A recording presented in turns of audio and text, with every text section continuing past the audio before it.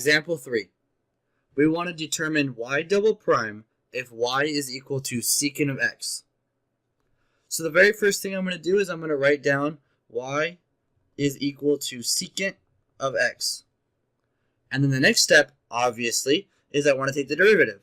So I write y prime is equal to, and this is just something you have to memorize what the derivative of secant is. And if you really don't want to memorize it, you can write secant is 1 over cosine, and then take the derivative of that, which I don't really recommend you do. I recommend you just memorize it. So the derivative of secant is secant of x times tangent of x. Alright, not so bad. So now what we have to do is take the derivative of that.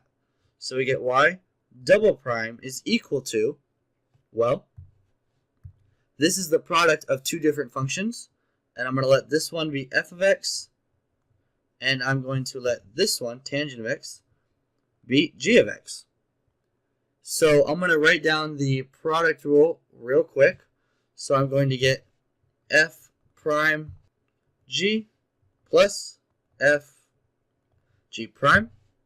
So y double prime then is equal to the derivative of f, and the derivative of secant is secant tangent. This should be green. And then we copy g down, and g is tangent of x, plus f, which is secant of x, and then g prime, which is the derivative of tangent, and we need to know that the derivative of tangent is equal to secant squared. And again, if you don't want to memorize that, you can take the derivative of sine over cosine. So we have the derivative of tangent is secant squared.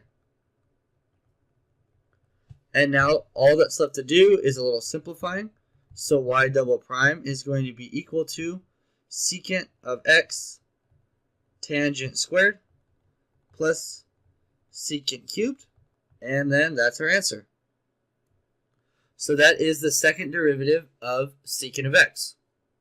Now on your own, I want you to determine the second derivative if y is equal to sine of t minus cosine of t. Alright, let's give it a whirl. So we get y is equal to sine of t minus cosine of t. So y prime is equal to, well, the derivative of sine is cosine,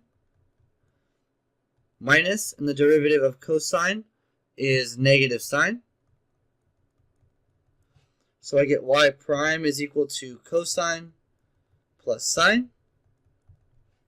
So y double prime then is the derivative of cosine, which is negative sine, and the derivative of sine is cosine.